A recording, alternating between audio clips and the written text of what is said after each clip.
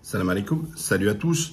Ça fait longtemps que j'aurais dû faire cette vidéo sur la procédure, toujours pareil, essayer de vous aider sur la procédure d'expulsion d'un mauvais payeur, mais aussi d'un squatteur. Et hélas, beaucoup de gens ne font pas le nécessaire. Et déjà que le système est catastrophique, mais en plus si on n'utilise pas les bons outils juridiques, vous ne risquez pas de récupérer votre appartement. Avant d'arriver sur les solutions et comment il faut faire tout cela, je vois encore les élus, les députés venir nous dire « Oh, c'est inadmissible parce que chaque année, avant la trêve hivernale, on nous sort le cas de papy, de mamie, qui dehors, son appartement est squatté, plus une décision mais inimaginable de la Cour de cassation, qui est la plus haute instance, qui a donné raison à un squatteur, écoutez-moi bien, pas un locataire malveillant, à un squatteur et qui a condamné le propriétaire parce qu'il n'avait pas mis aux normes de sécurité, etc. Il n'a pas entretenu ce qu'on appelle de façon correcte. Vous imaginez, c'est le monde à l'envers. Mais on est à la risée du monde là aussi. Et il est important que déjà vous sachiez, c'est très important, que la Première République, quand elle crée, parce qu'ils vous disent toujours ah, républicain, République, les valeurs de la République, c'est des escrocs, c'est des imposteurs. La première constitution française, c'est propriété, liberté, sûreté. Pas liberté, égalité, non, non, propriété, sûreté, liberté. Pourquoi la propriété? Puisque il y avait à l'époque, seuls les nobles de nobles pouvaient avoir le droit à la propriété. Et quand les bourgeois ont soutenu le tiers-état sur la Révolution française, le droit à la propriété était parmi les premières revendications. Hein, le droit de pouvoir être propriétaire, etc. Et donc, vous voyez que tout ça, c'est délité, non pas à cause de la justice, non pas à cause de CIS, à cause de ces élus, à cause de ce Parlement et tous ces gouvernements, droite et gauche confondus, qui se sont succédés. J'ai été propriétaire de plus d'une quarantaine d'appartements pendant 20 ans en France, il m'en reste encore 2, je suis en procédure judiciaire, je vous expliquerai tout à l'heure. J'ai écrit un livre en 2005, d'accord? A priori, il est encore même à Amazon, c'est pas pour l'acheter, j'ai rien à foutre, ne l'achetez pas. Sauf si vous voyez, j'explique toute la technique. Et j'explique, préfacé à l'époque par Jean-Louis Bollot, qui a été ministre du Logement. Comprenez bien que ce sont des gros hypocrites, parce que chaque fois, ils nous sortent leur mouchoir, c'est inadmissible, etc. Mais il n'y en a aucun qui fait une proposition de loi. Regardez-les à tous. Pas beau, pas bien, pas truc. Chaque année, c'est la même chose. J'ai fait un envoyé spécial 2 ou 3 fois. J'ai fait le 20h de TF1. J'ai fait le 20h de France 2. J'ai fait tous les médias sur le logement. J'ai montré les locataires de mauvaise foi, on m'a filmé au tribunal et tout. Sachez que moi, j'ai toujours plaidé mes affaires et j'ai toujours fait mes procédures tout seul. Et je vais vous expliquer aussi maintenant, dans le concret, après vous avoir donné en préambule la situation, etc. et de ces hypocrites, il faut changer les lois, qu'on protège les locataires, c'est une chose, mais lorsqu'on donne des droits à des mauvais payeurs, c'est pas pour moi des locataires, mais des mauvais payeurs et à des squatteurs, dans ces cas, elle est où votre fraternité, votre liberté, même pas la liberté de disposer de son logement. Donc, je vous dis, il faut réclamer une loi. C'est simple. Moi, dans mon livre, il y a tout. J'ai juste à prendre, il y a les propositions de loi, elles sont là. D'accord? Et le but, c'est pas où on fait état de toutes les propositions. Vous avez, pour ceux qui le veulent, le lire. Ce qui m'importe aujourd'hui, là, c'est vous expliquer comment mettre dehors quelqu'un. Déjà, règle number 1, il faut faire un bail. C'est important. Ceux qui veulent louer au black, vous êtes morts. Donc, un bail. Ensuite, lorsque la personne, vous voyez qu'elle a 1 mois de retard, bam, balancez directement un recommandé avec accusé de réception. C'est important ce que je vous dis. C'est pas une lettre simple. Un AR, d'accord? Dès là, le premier mois là, il a un recommandé. Et moi, je pense que c'est le mieux, c'est ce que je fais. Mais ça coûte toujours, tout ce que je vous dis, ça coûte de l'argent. Hein. Mais des fois, il vaut mieux que ça vous coûte de l'argent. Et puis, vous gagnez du temps, qu'au final, vous voulez gratter et vous allez en perdre encore beaucoup plus. Commandement payé. Qu'est-ce que c'est? Vous allez voir l'huissier. Vous venez avec le bail, tu vois là. Alors, si vous avez une agence, vous demandez à l'agence, parce que les agences, ça bosse pas aussi. Hein. C'est pire, ils parlent des fonctionnaires, mais c'est les pires, ils en ont rien à péter, c'est pas leur pognon. Ils sont pas réactifs. Moi, j'ai toujours donné en gestion pour faire les baux et tout, mais c'est moi qui tout géré, parce qu'ils sont incapables. Ils en ont rien à foutre, c'est pas leur oseille. D'accord? Donc, commandement de payer. Notez bien ce que je vous dis, commandement de payer. Ça veut dire quoi un commandement de payer? C'est que vous ordonnez à la personne, concerne par rapport au bail, de payer cette dette locative. Si, écoutez-moi bien, si dans les 2 mois, la personne n'a pas régularisé sa situation, vous pouvez saisir le tribunal d'instance. Le problème, qu'est-ce qui se passe? Il y en a qui pensent 2 mois de retard, un recommandé, 3 mois de retard, un recommandé. Ça vaut 0. Juridiquement, ça vaut 0. Pour pouvoir saisir le tribunal d'instance en référé, d'accord, il faut avoir avant envoyé un commandement de payer. Et ça, c'est l'huissier, c'est son boulot, il le sait. Donc, il n'a pas payé, je fais un commandement de payer. Au bout de 2 mois, un commandement de payer, il y a toujours la dette et le truc. Juridiquement, la personne a perdu son bail. Elle est devenue sans droit, sans titre, à l'intérieur de l'appartement. Ça, c'est important juridiquement.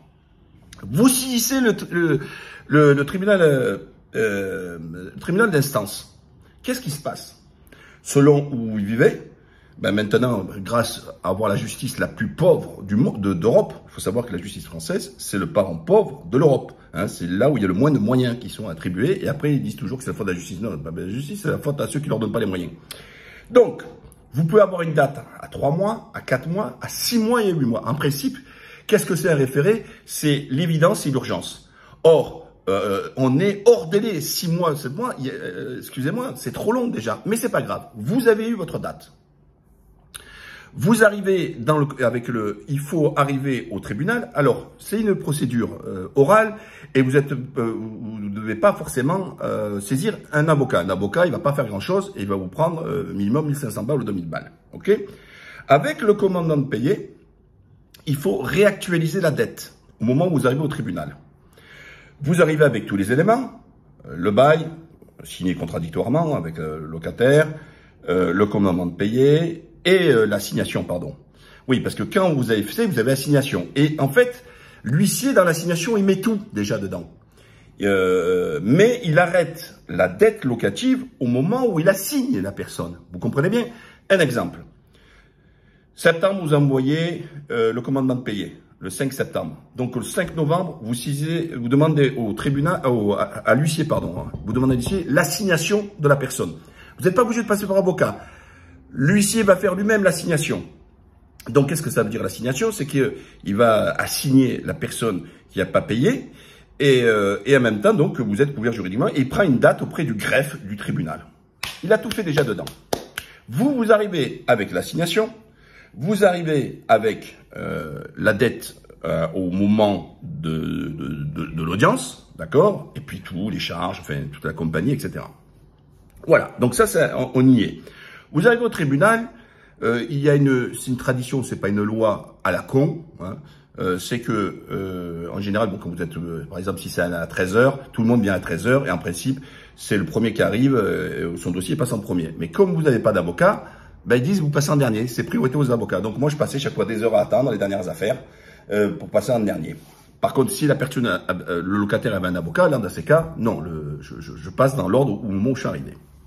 Vous arrivez au tribunal, vous demandez de confirmer, vous demandez en fait le concours de la force publique et la conformité et confirmer qu'ils sont de pas de redonner vie en fait au bail, de prendre acte et ensuite bien sûr demander l'expulsion de la personne. En face, vous avez des fois des magistrats idéologues et comme le locataire souvent n'a pas d'avocat. Le juge, parce que le juge ne peut se prononcer que ce pourquoi il a été saisi. En gros, je vous explique. Donc, le magistrat, il triche. Il dit, madame ou monsieur, vous demandez un délai? La personne, oui, je demande un délai. Vous voyez? Donc, en fait, dans sa question qui est sournoise, elle permet au locataire défaillant de pouvoir répondre oui affirmatif, et donc du coup le magistrat dit ben moi la question a été soulevée. Et là il dit vous pouvez rembourser combien en plus? 50 €, sans trop. Sauf que la loi, elle dit que la dette doit être recouverte en maximum 24 mois. Et qu'est-ce qu'ils font sans scrupule? Ils disent par exemple 50 € pendant 23 mois, et le 24e, s'il reste 8 000 €, ben les 8 000. Voilà, c'est ce qu'ils font. Voilà. Et là, en fait, c'est le magistrat qui redonne vie au bail. Et vous l'avez dans le baba, bien sûr. Mais en règle générale, quand il leur donne un délai, le gros, les gens ne le respectent même pas.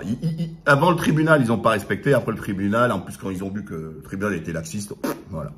Ou alors, le juge, il prend, il dit, en effet, la personne n'a pas payé, alors, vous demandez ce qu'on appelle l'article 700, c'est les frais que ça vous a engagés. En général, on vous donnait 200 balles, 300 balles, même si ça vous a coûté 1000 € de frais d'huissier, vous demandez alors oui, quand vous demandez au juge, vous demandez la somme, en principe, elle est dans l'assignation de la condamnation à 1500 € au titre de l'article 700, et des condamnés aux dépens. Aux dépens, c'est tous les frais qui sont inhérents à la procédure. Voilà. Donc ça, c'est pour ceux qui veulent faire eux-mêmes. Hein. Sinon, si vous avez peur, vous ne le sentez pas, prenez un avocat. Ça vous coûte un billet en plus. Mais il ne va pas faire plus que ce que je viens de vous dire là. Hein, d'accord? Donc, pour que le jugement soit sorti, il faut 2-3 mois. Ensuite, comme il n'y a pas de greffier, en général, il faut entre 1 mois et 2 mois, voire 3 mois pour que le greffier il tape le jugement. Dès que vous avez le jugement, de suite le donner à l'huissier. L'huissier va le faire signifier. D'accord? Il va le faire signifier aux parties, c'est-à-dire à la partie adverse, le locataire défaillant. Et là, courent les délais. La personne, elle a 2 mois pour quitter les lieux. Sauf qu'en France, on a encore inventé quelque chose, l'histoire d'hiver et d'été.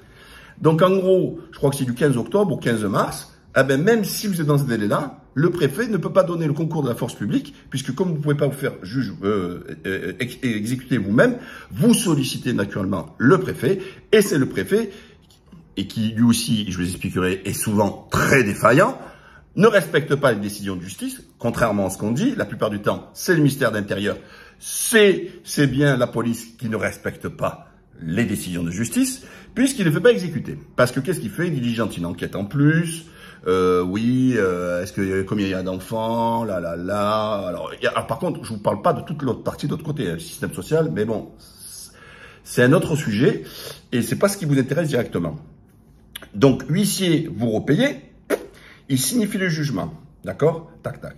Dans les 2 mois, si la personne n'est pas sortie et n'a pas respecté le jugement, vous sollicitez dans ces cas le préfet pour demander le concours de la force publique. Donc, je répète, je fais signifier le jugement, la personne a 2 mois pour s'exécuter elle-même pour sortir des lieux. Au-delà des 2 mois, je saisis le préfet, c'est toujours l'huissier qui le fait, vous allez voir l'huissier, vous dites saisissez l'huissier. Et l'huissier, il doit faire exécuter, et donc il fait exécuter comment? En donnant des effectifs de police. Voilà, pour venir expulser la personne. Ça, c'est la première des choses. Ensuite, il y a le deuxième. Le jugement donne encore un sursis au locataire. Alors, certes, son bail n'est plus valide, mais il lui permet, avec la décision de justice, de conserver, alors pas tous les droits du bail, mais conserver et être toujours l'occupant. Mais le juge, quand il gruge la plupart du temps en faisant ça, quand il donne ce délai, il va rendre un jugement. Par exemple, le 14 avril. Et donc, il faudra que le locataire, le 14 mai, et le 14 juin, et le 14 juillet, qu'il ait payé son loyer. S'il a un seul jour de retard cette fois-ci, sans repasser devant le juge, la décision d'expulsion est automatique. Et donc, dans ces cas, de saisir le préfet. Mais attention, on revient à la même chose. Même si le jugement vous vient défavorable en permettant au locataire de payer sa dette en petits morceaux, en plus de son loyer, attention, en plus de son loyer, vous devez quand même faire signifier le jugement. D'accord? Donc, si la personne, par exemple, elle doit payer 1000 € de loyer et 100 € au titre du retard, elle doit vous donner les 1100 € le 14 de chaque mois. Un seul jour, vous passez plus devant le tribunal, direct au préfet. Bon. Vous attendez une dizaine de jours, une dizaine, 15 jours de jours, signé au préfet.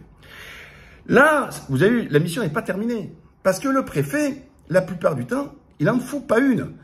Et à l'époque, je ne sais plus aujourd'hui, on était à plus de 200 et quelques mille procédures non, 200 et quelques millions, pardon, ou 300 millions, parce que le fait que le préfet n'ait pas exécuté une décision de justice, vous, et ça, hélas, peu le savent, vous pouvez vous retourner contre le préfet. Alors, qu'est-ce que je faisais, moi? Si dans les, donc, 2 mois de signification, 2 mois pour lui pour exécuter, déjà on en a 4 mois, je lui demande de m'indemniser. Donc, il doit m'indemniser à la hauteur de la décision de justice, c'est-à-dire s'il y a un arrêt à payer en plus, etc., ou sinon, il minimum le loyer. Mais souvent, moi, ça m'est arrivé à l'époque, le préfet il fait du chantage. Il te dit, ouais, écoute, moi, j'ai pas expulsé, j'ai pas fait dans les temps depuis 8 mois, 9 mois, je te dois, en gros, 15 000 balles, moi, je te propose 10 000 balles maintenant, sinon tu vas au tribunal administratif. En gros, tu vois, le chantage, il se comporte comme un mafieux, hein. Et moi, ça, parfois où il y avait des gros montants, je l'ai accepté et parfois je l'ai pas accepté. Ensuite, moi j'ai trouvé un peu un système. Bon, c'est encore un peu compliqué, mais je vous invite pas forcément d'y aller, sauf si vous êtes un peu juriste et que vous maîtrisez un peu l'affaire. C'est attaquer. Alors déjà, il faut envoyer un courrier. L'huissier, en principe, il le saisit, d'accord. L'huissier, il fait le rôle pour voir auprès de la préfecture. Mais faites un courrier en recommandé au préfet et dites-lui que si la décision n'est pas respectée, etc., que vous allez faire un référé au tribunal administratif pour demander une provision sur votre future condamnation et le fait que vous n'avez pas exécuté une décision de justice, et bien sûr, saisir la procédure au fond, parce que c'est celle qui prime, pour demander des dommages et intérêts, le fait que le préfet n'a pas exécuté une décision de justice. Voilà. En général, quand il reçoit ça, il dit, oh là là, là, il y a une affaire un peu à du juriste, je vais ordonner l'expulsion ou je vais casquer, mais il bouge. Hein. En général, il reste pas inerte. Mais vous voyez déjà le truc. Maintenant, la question du squatter. Il est sans droit, sans titre, et on lui permet. Alors maintenant, il parle toujours lors de l'histoire 48 heures. Il a toujours existé l'histoire des 48 heures. J'appelle le préfet, tout ça, etc. Ça a toujours été. Voilà. Mais on s'en fout. Pourquoi 48 heures? Mais c'est complètement absurde. Donc la personne elle rentre chez toi, elle appelle EDF. Vas-y, mets-moi à mon nom. Ça y est, il est chez lui. Voilà. Eh ben, vous êtes obligé, comme si c'était un locataire, de faire exactement la même procédure. C'est hallucinant. Donc là, vous ne faites pas un compte de payer, vous la signez direct au tribunal. Mais pour la signer, il faut requérir son identité. Et alors là, bonne chance. Mais dans tous les cas, il faut passer à l'huissier. L'huissier, il va faire la démarche pour essayer de trouver la personne, le nom de la personne, des occupants, à signer, vous repassez en référé, attendre la décision du juge. Donc là, en général, sur le squat, les juges donnent favorable au propriétaire. Hein, c'est du quasi jamais vu où il peut donner, puisque la personne est sans droit, sans titre, d'accord. En général, le squatteur, comme le mauvais payeur, il dégrade. Donc là, oubliez pour aller récupérer votre argent pour le truc, parce que c'est encore une autre procédure. D'accord. Là, je parle seulement pour mettre dehors et récupérer votre bien. Donc dans ces cas, qu'est-ce que vous faites? La même procédure que je vous dis tout à l'heure. Et ensuite saisir après pareil le préfet, tout ça, etc. Jusqu'au bout. Voilà, je vous ai donné la procédure au complet de qu'est-ce qu'il faut faire. Vous avez vu que ça donne mal à la tête, mais c'est pas compliqué. Il paye pas, commandement de payer au bout de 2 mois. Il a pas réglé sa situation. Je saisis le tribunal d'instance par une assignation que l'huissier fait. Vous demandez à l'huissier. L'huissier fait l'assignation. J'arrive au tribunal, je demande de confirmer justement le fait qu'il n'y ait plus le bail et demander l'expulsion de la personne. L'article 700 pour les frais que vous avez dépensés. Ensuite, décision, elle arrive. Vous faites signifier au locataire la décision, toujours pareil, par le voie d'huissier. Vous voyez, c'est l'huissier qui fait le plus gros du travail. Ensuite, au bout de 2 mois, la personne n'a pas quitté les lieux. C'est l'huissier, il saisit le préfet. Le préfet n'a pas expulsé dans ces 2 mois à partie. Dans ces cas, on lui demande l'indemnisation directement. Voilà. N'oubliez pas, partagez, likez et à la prochaine.